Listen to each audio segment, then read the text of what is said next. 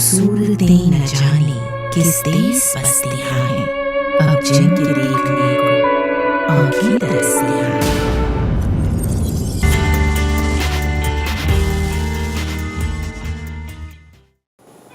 गैयक बयक जो हवा पलक, नहीं दिल को मेरे करार है। करूँ इस सितम का बयान था, मेरा गम से सीना फिरार है। ये आए हिंद तबाह हुई, कहूँ क्या पे जफा हुई। जिसे देखा हाकिम वक्त ने, जिसे देखा हाकिम वक्त ने, कहा ये भी काबिले दार है। गैयक बयक हवा। आदाब नाजरीन, 1857 की तहरीक, जिसे कोई वाक़या कहता है तो कोई हंगामा, कोई शोरिश कहता है तो कोई इनकलाब, नाकाम साबित हुई और इसके रूहे रवां आखिरी मुग़ल शहंशाह बहादुर शाह ज़फ़र को मेजर हडसन ने हुमायूं के मकबरे से गिरफ्तार किया।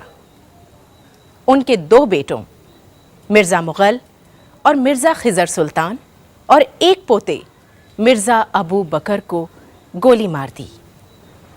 फिर उनके सर कलम किए और एक थाल में सजाकर बादशाह के सामने पेश किया।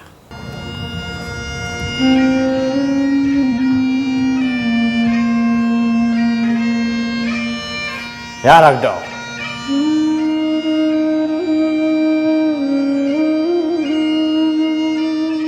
कंपनी की जानब से आपकी नजर है जो बरसों से बंद रखी थी।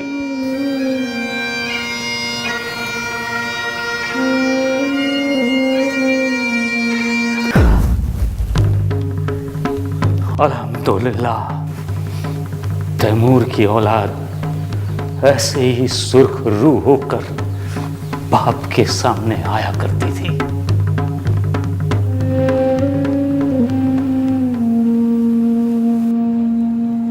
बहादुर शाह ज़फ़र ने जिस वक़ार और सब्र तहम्मुल से मेजर हडसन के गैर इंसानी रवैये पर रद्द अमल पेश किया, वो यकीनन उनकी रगों में दौड़ते तैमूरी खून की ज़मानत देता है। ये सच है कि 11 मई 1857 की सुबह तक, जब तक सिपाही मेरठ से सुअर की चर्बी वाले कारतूसों की खबर लेकर दिल्ली नहीं पहुंचे थे, बादशाह इस हंगामे से बिल्कुल बेखबर थे। लेकिन यह भी गलत नहीं कि जब सिपाहियों ने अंग्रेज़ों के खिलाफ, जो उनके मुताबिक उनके दीन और मजहब पर तखरीब कर रहे थे, आपसे फरियाद की, तो आपके तैमूरी खून ने जोश मारा और आप ये सोचे समझे बिना कि आपकी 82 साल की उम्र और लागिर जिस्म अंग्रेज़ों का तैश और ताकत झेलने के लायक नहीं है, इनकलाबियों की सरबराही कबूल कर ली।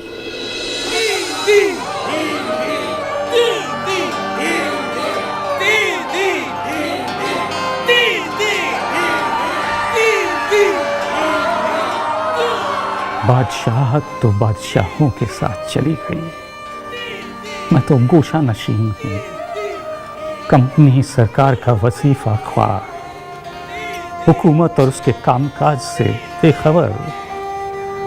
इसके बावजूद हिंदुस्तान की रियाया मुझे बादशाह समझती है और मेरे लिए अपने दिल में इज्जत व एहतराम का जज्बा समेटे हुए है।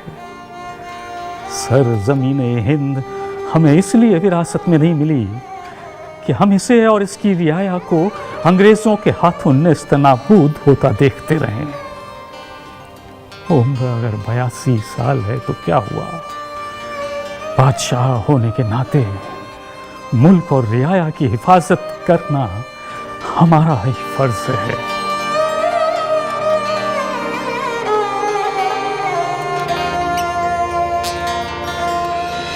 अबू जफर सिराजुद्दीन बहादुर शाह जफर 24 अक्टूबर 1775 को बरोज शंबा दिल्ली में राजपूत रानी लालबाई के बतन से पैदा हुए। आप एक शायर थे। आपका कलाम आपके दौर की बखूबी अक्कासी करता है।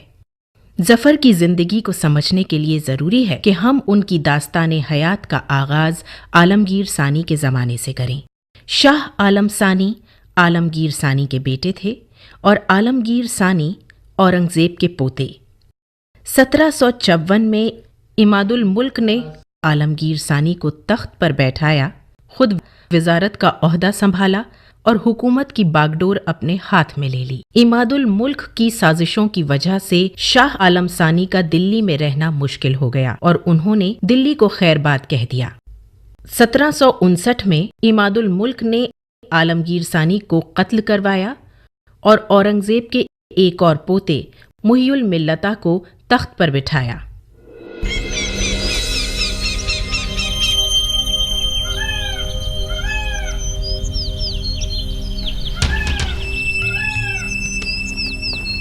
हुजूर, हमें याद फरमाने का कोई खास सबब? याद आप लोगों को इसलिए किया है कि भरोसा सिर्फ आप पर है। ज़रा नवाज़ी हुजूर की, हुक्म कीजिए। हमने आलमगीर सानी को हिंदुस्तान का बादशाह बनाने में उनकी खूब मदद की, लेकिन अफसोस, सद अफसोस, हमारा फैसला गलत था।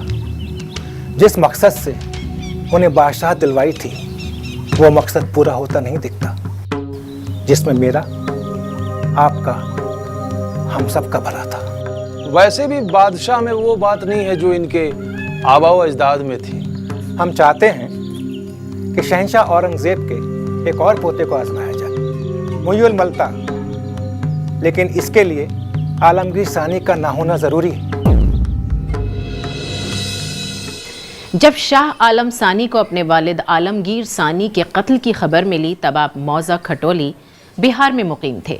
यहीं आपने अपनी बादशाहत का ऐलान किया और शाह आलम सानी का लक़ब इख्तियार किया।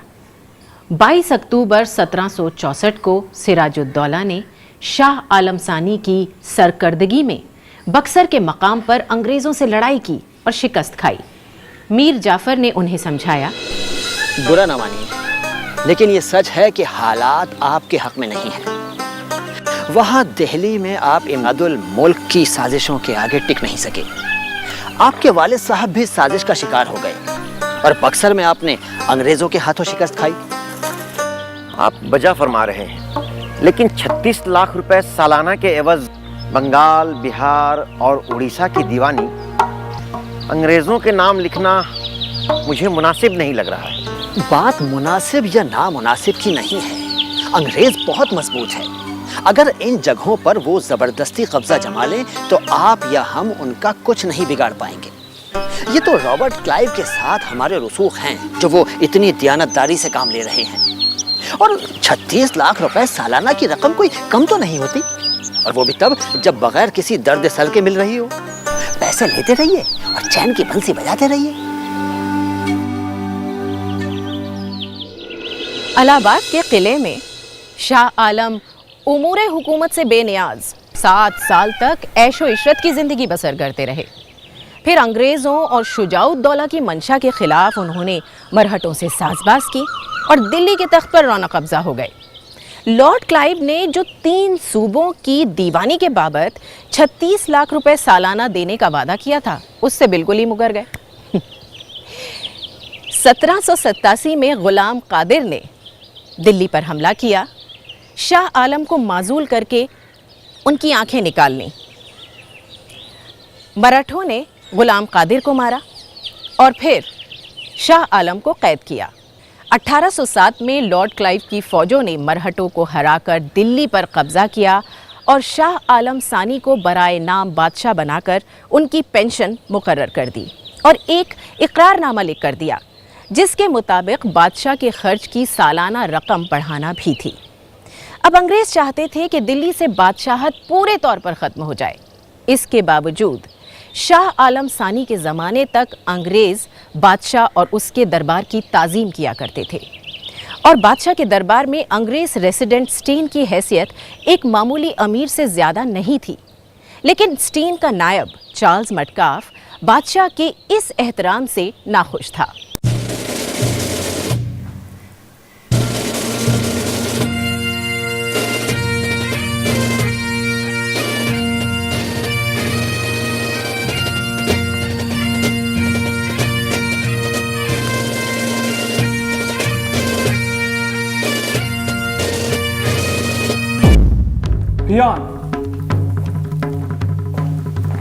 जी sir. Ask Mr. Charles to come and meet me. Okay, sir.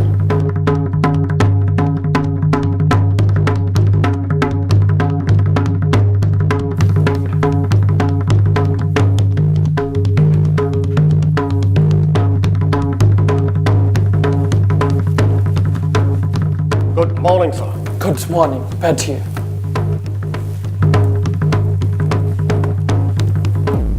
आज मैंने बादशाह की फाइल मंगाया तो देखा कि उसमें कुछ एप्लीकेशंस ऐसी हैं that you haven't forwarded to me.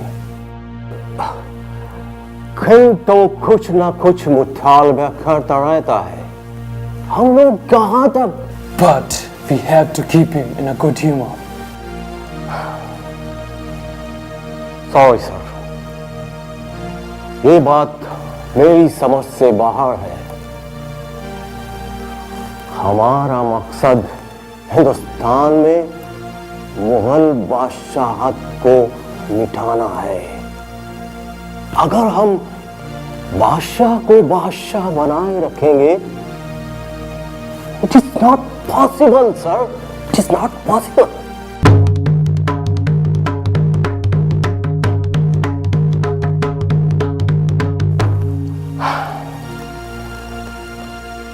हम बादशाह को रेस्पेक्ट देकर उसकी इज्जत और गैरत को सुला नहीं सकते। सॉरी टू से सर, बट हमें ऐसी कोई हरकत नहीं करनी चाहिए जिससे उसके दिल में मुकम्मल बादशाह बनने की ख्वाहिश पैदा हो। शाह आलम सानी के बाद उनके मंझले बेटे अकबर शाह सानी 1806 में तख्त पर बैठे। 1809 में अकबर शाह ने अपने वालिद से हुए मुआहदे के मुताबिक कंपनी से वजीफ़ा बढ़वाने की दरख्वास्त की। कोर्ट ऑफ डायरेक्टर्स ने उनका मुतालबा माना। लेकिन जब अकबर शाह ने बादशाहत के बढ़ते अखराजात की दुहाई देकर बार बार वजीफ़ा बढ़वाने की दरख्वास्त की तो कंपनी ने टाल मटोल से काम लिया। आखिरकार अकबर शाह ने मशहूर ब्रह्मो समाजी लीडर राम मोहन रॉय से राब्ता किया, उन्हें राजा का लक़ब दिया और उन्हें अपना सफ़ीर मुकर्रर करके इंग्लैंड भेजा ताकि वो वहाँ जाकर वजीफ़ा ना बढ़ने की वजूहात की तहक़ीक़ कर सकें और मसले का कोई मुनासिब हल तलाश कर सकें।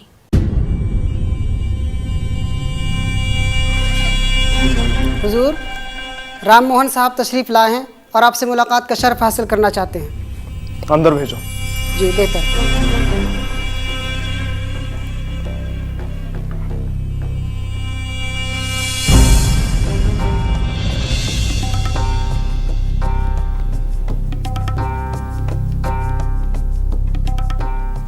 आदाब, तशरीफ रखिए। शुक्रिया, हुक्म कीजिए। 1807 में हमारे वालिद शाह आलम सानी और अंग्रेज़ों के बीच जो इकरारनामा हुआ था उसकी एक शर्त शहंशाह के खर्च की सालाना रकम बढ़ाना भी थी। लेकिन मुसीबत ये हो रही है कि वो अपनी शर्तें पूरी नहीं कर रहे हैं। हम आपको राजा के खिताब से नवाजते हैं, आपको सफ़ीर मुकर्रर करते हैं ताकि आप लंदन जाकर पता करें कि कंपनी अपना वादा पूरा क्यों नहीं कर रही। जी बेहतर। राजा राम मोहन रॉय एक दानिश्वर थे। वो जब इंग्लैंड पहुंचे तो उनका जबरदस्त इस्तकबाल हुआ, लेकिन जिस मकसद के लिए वो इंग्लैंड गए थे उसमें उन्हें कामयाबी हासिल नहीं हो सकी। इंग्लिस्तान में राम मोहन रॉय का क़याम 3 साल रहा और वहीं 1833 में उनका इंतकाल हो गया। लेकिन अकबर शाह का वजीफा बढ़वाने का मुतालबा जारी रहा। फिर कंपनी ने उनके साथ सौदा किया, वजीफा जरूर बढ़ाया, लेकिन बादशाह को तमाम सियासी मामलात से बेदखल करने की इवज। अब बादशाह को अपना जानशीन मुकर्रर करने का भी हक नहीं था। अकबर शाह के 11 बेटे थे, जफर उनमें सबसे बड़े थे। लेकिन अकबर शाह अपनी चहीती बेगम मुमताज महल के बेटे मिर्जा जहांगीर या फिर अपने छोटे बेटे मिर्जा सलीम को ही अपना वली अहद मुकर्रर करना चाहते थे। लेकिन पेंशन बढ़वाने की इवज वो अपना ये हक खो बैठे थे। सर, वलीअहद के मामले में क्या करें? किंग ने तो जहांगीर के नाम की रट लगा रखी है। किंग के रट लगाने से क्या होता है? Decision is ours. वो अपना हक खो चुके हैं। मिर्जा जहांगीर के तेवर खतरनाक हैं। प्रेसिडेंट को किले से बाहर निकाल दिया, उसके नुमाइंदे पर गोली चलाई, उसको कंट्रोल करना मुश्किल है। On the contrary, Zafar is soft spoken and cultured, literary आदमी है, always occupied with poetic thoughts. उससे हमें कोई डिस्टर्बेंस नहीं होगा। Remember, according to our policy, Bahadur Shah Zafar's name is final, and surely he will be the last Mughal emperor of India. फरंगी हुकूमत की नजरें इनायत जफर पे थी। उन्हें मंजूर था कि मुगलिया सल्तनत के आखिरी ताजदार बहादुर शाह जफर हों, और ऐसा ही हुआ। 28 दिसंबर 1837 को अकबर शाह सानी का इंतकाल हुआ और 21 दिन बाद 62 बरस के अबू जफर की ताजपोशी हुई। तख्त नशीनी के बाद उन्होंने अबू मुजफ्फर सिराजुद्दीन मोहम्मद बहादुर शाह सानी का लक़ब इख्तियार किया। वो बादशाह कहलाते तो थे, लेकिन उनका हुकूमत पर कोई इख्तियार ना था। जब हुकूमत की तरफ से कोई मुनादी होती तो ये ऐलान किया जाता,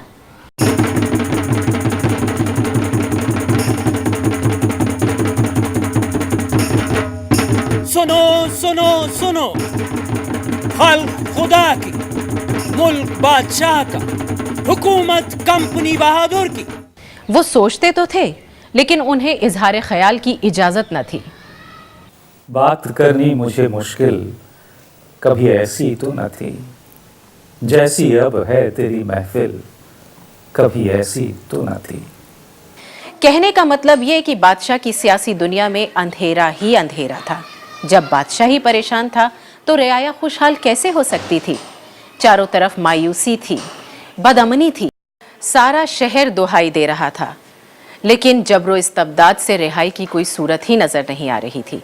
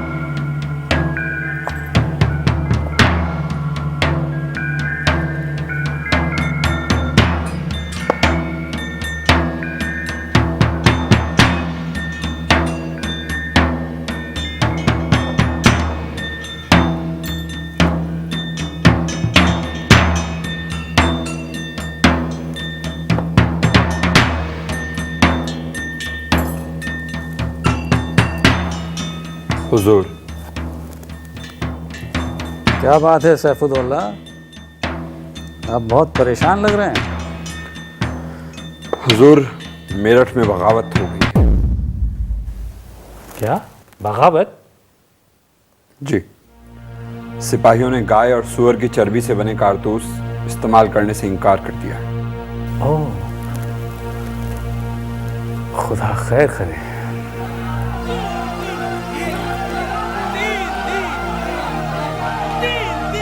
ये शोर कैसा है? बागई सिपाही जमुना के किनारे इकट्ठा हो रहे हैं हुजूर।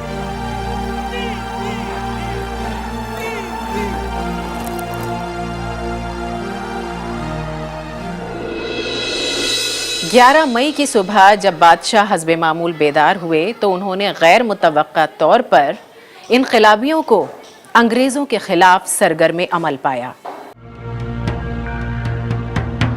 किरदार कप्तान डगलस और हकीम एहसानुल्लाह को मुझसे मिलने के लिए कहिए। जी हुजूर।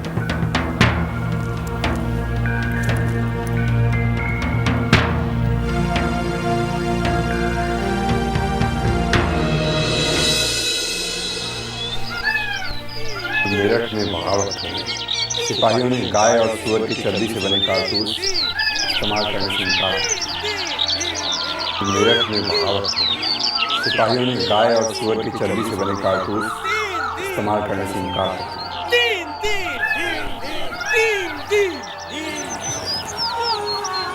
आप लोगों ने देखा बाहर जमुना के किनारे सिपाही इकट्ठा हो रहे हैं।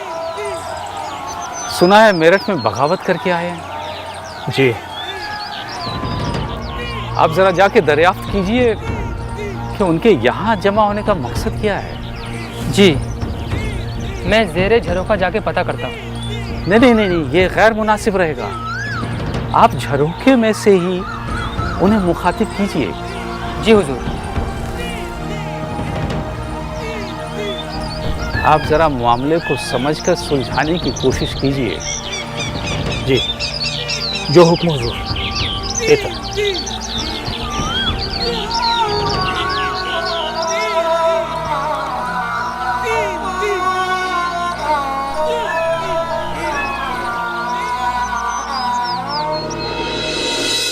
थोड़ी देर बाद खबर आई कि कैप्टन डगलस और दूसरे तमाम अंग्रेज मर्द औरतों को मार दिया गया है। यही नहीं, हिंदुस्तानियों को भी लूटा जा रहा है। दोपहर तक लोगों के गिरोह फरियाद लेकर बादशाह के पास पहुंचे कि बादशाह अपने फर्जंदों को शहर के इंतज़ाम पर मुकर्रर करें। बादशाह ने मिर्ज़ा ज़हीरुद्दीन बख्त बहादुर उर्फ मिर्ज़ा मुग़ल और मिर्ज़ा अब्दुल्ला को तैनात किया कि वो फ़ौज लेकर जाएं और शहर में अमन व अमान कायम करें। शहर पर हिंदुस्तानी फ़ौजियों का कब्ज़ा हो गया था। छावनी खाली हो गई थी। मैगज़ीन जिसमें अंग्रेज़ अफसरों का हिफाजती दस्ता मौजूद था, उसे बागी सिपाहियों ने घेर लिया था और उस पर कब्ज़ा करना चाहते थे। इसलिए उस वक्त मैगज़ीन में मौजूद अंग्रेज़ अफसरों ने अपने ही हाथों से मैगज़ीन को उड़ा दिया था। हकीम एहसानुल्लाह बादशाह की खिदमत में पेश हुए और उन्हें तमाम हालात से आगाह किया। गोया सिपाहियों ने अफरा तफरी का बाजार गर्म कर रखा है। लगता है शहर में कयामत बर्पा हो गई है। ऊपर से मुझसे मिलने की जिद कर रहे हैं। मैं भला क्या मदद कर सकता हूँ?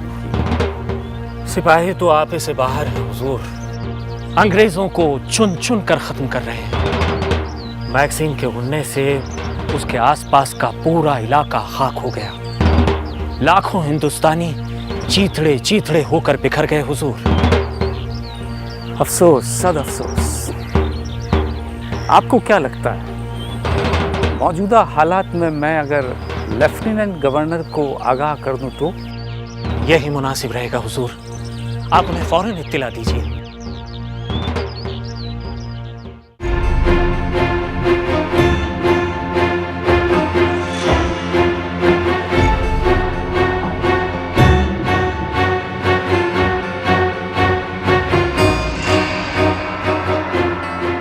पलम रसीदा जानम तू बयां के जिंदा मानम, पस आजा के मन न मानम, बचाकार खाही आमद।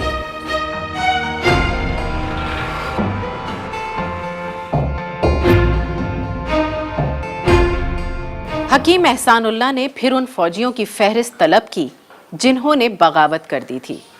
बहुत से लोग ज़बरदस्ती बादशाह के हुजूर में हाजिर हो गए, जो उस वक्त दीवाने खास में जलवा फरमा थे।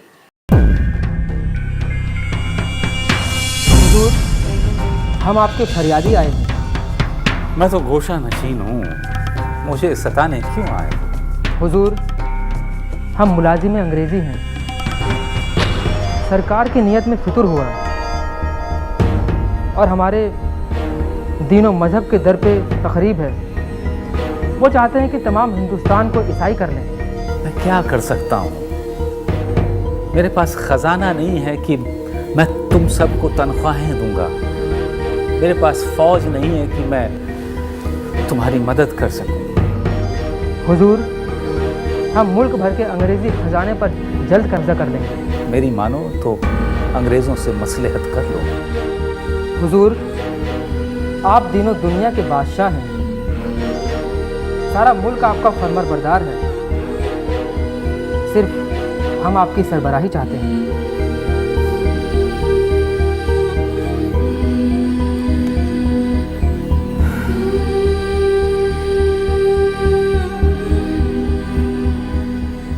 अपने हालात से घिरे ये हैं बहादुर शाह जफ़र। तारीख ने जफ़र को क्या क्या दिखाया, इसकी दास्तान अभी जारी है। इसका बाकी हिस्सा अगले हफ्ते। फिलहाल इजाजत दीजिए, खुदा हाफिज। वो सूरतें न जाने किस देश बसतियां हैं, अब जिनके देखने को आंखें तरसतियां